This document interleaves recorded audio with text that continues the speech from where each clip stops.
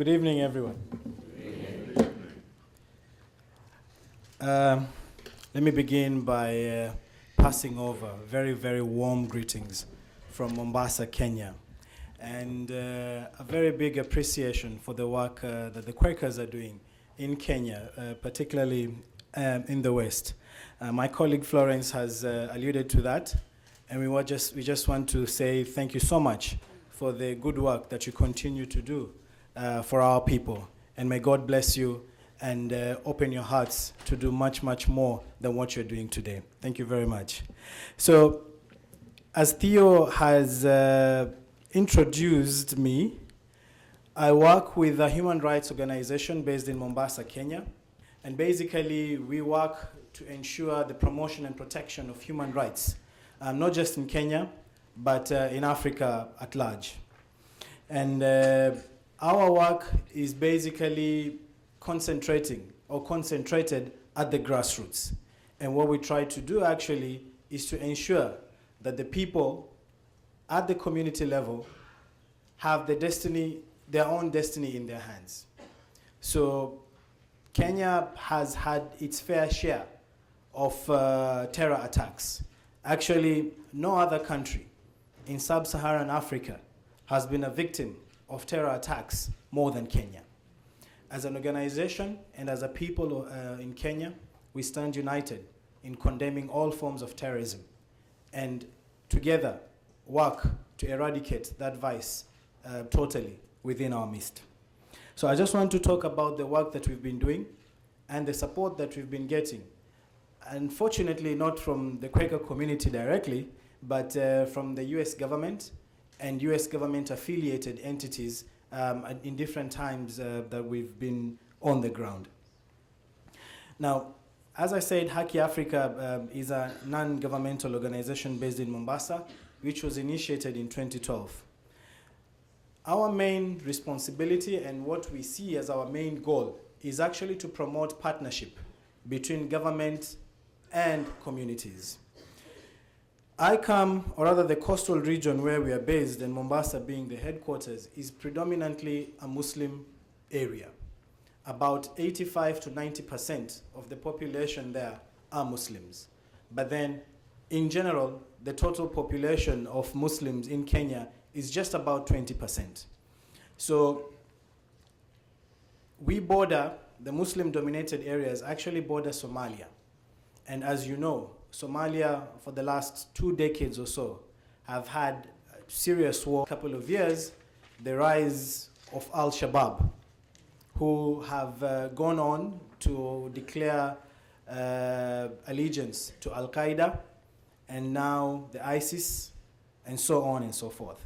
So as a country, we've suffered terror attacks, which have led to thousands losing their lives. Probably you may have heard of the Westgate Mall attack 2 years back, where almost 100 people lost their lives. We've also had other attacks targeting specific people, where scores were killed. And these terror attacks are actually targeted at the non-Muslim populations within the predominantly Muslim area. And the whole idea is actually to try and cause animosity and anger within the country so that you can have Muslims and Christians going at each other. Now, we've been very lucky as a country that we've not gone to that level. We have leaders who've stood up, led by the president and others, who've said that we'll not be divided by terrorism and that we shall stand together. But as an organization, what we are trying to do is to ensure that these terror attacks do not have the support from the local communities. Now, in the work that we do as human rights practitioners and advocates, we see a lot of incidences that keep occurring within our communities that actually, in a way, contribute to extremism and radicalization. We have cases at instances where human rights violations are totally ignored. Now, our guiding values and principles are actually informed by human rights principles. And in the Constitution of Kenya, the Article 19.2, it actually says the purpose of recognizing and protecting human rights and fundamental freedoms is to preserve the dignity of individuals and communities and to promote social justice and the realization of the potential of all human beings. That is in the Constitution of Kenya. But unfortunately, what happens within the country, particularly in the war against terrorism, leaves a lot to be desired. In the last 18 months or so, we have witnessed over 300 extrajudicial killings and disappearances. And these are happening mainly through the anti-terrorism police unit that is established to actually fight terrorism. Now, the problem is that when you try to fight an ideology that is actually taking roots within communities by using force, what probably you get is what we are currently experiencing in Kenya, is that you actually, it becomes counterproductive and you begin recruiting for that particular ideology. Now, this is something that we are dealing with. We have many people who've lost their lives, unfortunately, in what is very clear to be extrajudicial means. Police just come to someone's home, they pick up the man, and that man will never be seen again, ever. Or you'll have situations where they will just come and shoot someone dead and then say they're terror suspects, and that's the end of the case. And this is not something that is happening once in a while. It's happening on a regular basis. And what you're left with are communities that actually feel detached from the mainstream nation. And they feel that they're actually being discriminated, that they're feeling marginalized and not part of the national community of the country. Now, the work that we do in promoting these issues, we've actually tried to target not just the state, but also communities in a number of initiatives. One of the things that we do is human rights and promoting a human rights-based approach to security. We have been working with the youth to promote understanding and cohesion.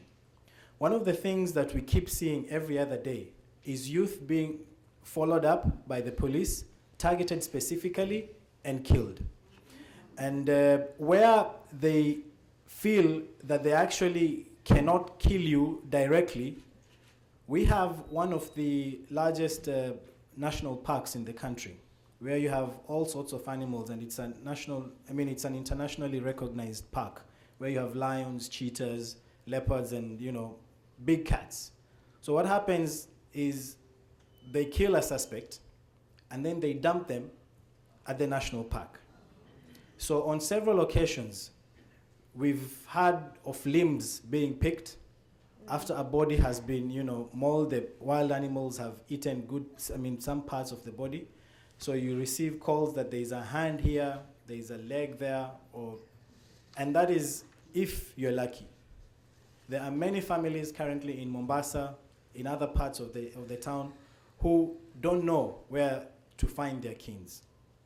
We have women who don't know whether they're widows. We have children who don't know whether their fathers are dead or alive.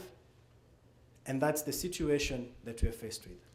Now, when you live in such an environment, asking what is the way out, particularly for the youth, it's either you sit at home and wait to be killed, or to them, you go out and find a way of defending yourself. So you create an environment where it becomes so easy for terrorists to recruit from amongst your community.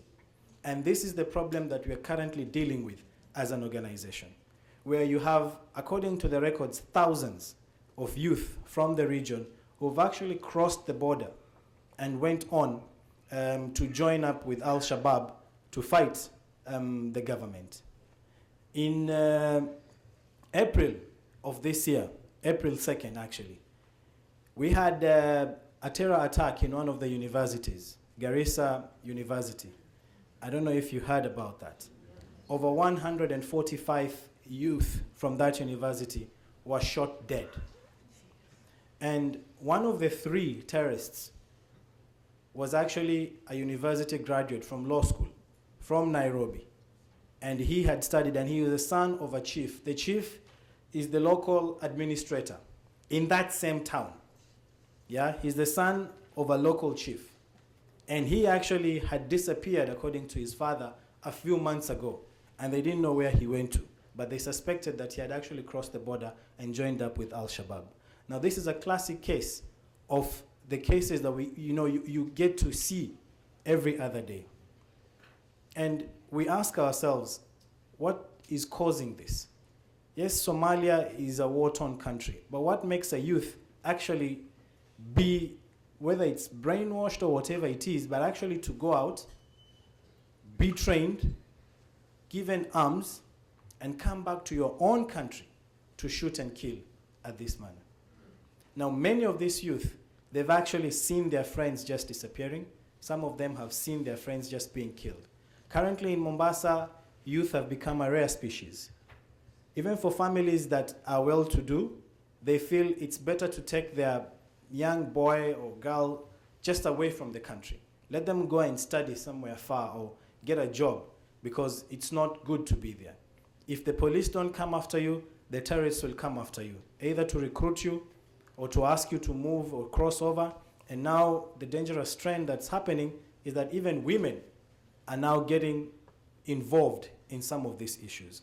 We've had women who've been arrested trying to cross over into Somalia to go and join up with Al-Shabaab, and it's a very unfortunate situation. So in countering violent extremism, we find ourselves in between the government and the extremists.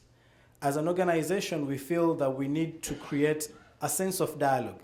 The peace work that we try to do is actually create a platform for engagement between communities and the government, because the two are actually supposed to work together, not against each other.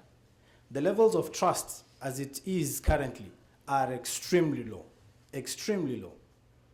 Every other day, and we were just discussing, and this is not something that is or was even as we speak. You get police officers just going to a village somewhere and picking up every male, 14 years and above, and taking them to the cells. They don't want to know what the problem is. Some of them are even in their pajamas. They're picked up and they're taken to the police station. And they say this is a swoop. We are picking everyone and we're going to sort them out later. And the sorting out actually means you have to part with some money. You have to part with some money. It's not receipted or anything. It's corruption. You have to pay for you to get released. So you have communities, Kenya is not a rich country. Majority of the people have to make do with the little that they get. So you find a mother who has no other source. She has to take the chain that she's wearing. Maybe she got that as a gift from her husband during the wedding day. She has to go and sell it so that she can make money to go and bribe the police to have the son released. You have a 14-year-old who maybe had absolutely no idea of what was happening. But now you've recruited him already, by making him feel that this state that picked me, I was just sleeping. And now they've beaten me up. I've spent nights in cells. My mom has had to go through a lot to get me out. You already create that feeling of resentment that actually this government does not care about me. So we've been doing the human rights and security work to counter violent extremism. We've been going out talking to youth and trying to send the message that you can actually get justice from our own legal system. It's not easy, especially when the violations are happening so openly, so blatantly. And at times we've gotten into trouble ourselves, not just with the government, but also with the terrorists who actually think that we're trying to get people away from them, which is true. We are doing that, yeah? But when they believe that, then you become a target yourself. On several occasions, and Salma tomorrow will also speak to you, we've had to be taken away because of the threats that we get on our own selves. The death threats, either from the government side, they say, why are you, helping these people? Why are you talking to them? And the communities or the radical groups saying, actually, maybe you are the ones who are pointing out our colleagues for assassination by the government. So it's not an easy job. It's very risky. You're actually trying to balance, but sometimes it gets very, very scary. But then you have to do it, because if you don't do it, then the situation will completely get out of hand. And when you speak up, when you say to the government that, look, there's due process, there's a constitution, there are laws to be followed, you can't just kill people. If you have a suspect, arrest them, take them to court. When people see that it's about justice, you'll probably win them over. But when there's a suspect, even people fear now to point out suspects amongst them, because they don't know if that suspect will actually go through due process. Because if I was to point out a colleague, I go to the police and say, I don't trust what this guy is doing, most probably the next day that person will end up dead, because the police will just come and shoot them dead. Now even business rivals are doing that. Yeah, go to the police, this person is your business rival and he's doing quite well and you don't know how to deal with them. You go and look for a police officer and say, look, I think this guy is engaged in terrorism or some radical youth. And that's it. That's the same thing that happened to us. You know, they said, they issued the Gazette notice and said, Haki Africa, probably, they said probably because they said we are suspecting. Yeah, and we went to court and we appealed to the government, please give out any evidence that you might have that would suggest that we even are,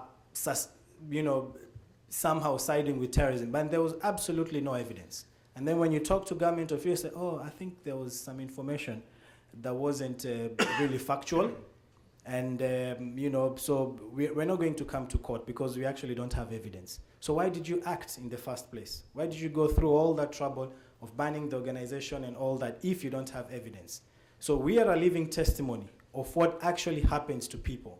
But because we're an organization, probably because we have some resources to stand up and go to court, we're not dead today.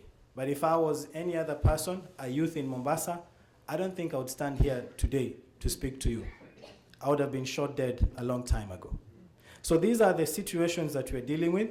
So countering violent extremism is on the top of our agenda. We are trying to make the youth believe in the system so that they can seek justice from it. Eradicating torture is also something we are working on, dealing with the police, and that's why they don't like us, because when we hear that someone has been tortured somewhere, then we'll be the first people on the ground to try and address that. Community policing, again, just amongst communities, look out for suspects amongst yourselves. Let's see how we can address some of these issues, and of course, promoting community police cooperation. Gender rights advocacy, shifting the power to women. Domestic violence is a big problem. Girl child education. We have also serious issues. Some, because of culture and tradition, do not want to take the girl children to school. Enhancing the role of women in peace work. We think that's very, very important. Salma, my colleague who's here, runs a support group for women whose husbands have been killed or whose sons have been killed, and maybe we should invite Florence to Kenya so that she can do trauma healing work amongst those women, because it's a very, very sad situation when you have 6 children and you have a breadwinner who provides for you every day, and then all of a sudden, out of nowhere, that person just disappears and you probably will never see them again. How do you survive? How do you pay your rent? How do you put food on the table? How do you pay school fees? How do you buy uniform? How do you even, pay for the water that the children will want to drink? So these are very, very hard questions. And unfortunately, they're happening almost on a daily basis. Eradicating early marriages and female genital mutilation. We also feel that the peace work that we do has direct connection with good governance in Kenya. When there's bad governance, corruption prevails, there's impunity amongst the police, they know they can do whatever they want to do and no action will be taken against them. The government is already siding with them. Without evidence, they can do whatever they want. Nowadays, you're just seen in the streets, they arrest you, They ask you for bribe. If you don't have, they say they'll take you in on terror-related charges. And once you're taken in on terror-related charges, it's going to be very long before you're released. If you're released and not killed, that is. So fighting corruption at national and local levels, monitoring the use of public funds, promoting people's participation in development processes. Social auditing of government-funded projects seems to have been cut. Now, as I conclude, I want to borrow from your forefathers a statement that was made probably centuries ago, but resonates very, very strongly in our community. Benjamin Franklin once said, "Any society that will give up a little liberty to gain a little security will deserve neither and lose both." Thank you very much.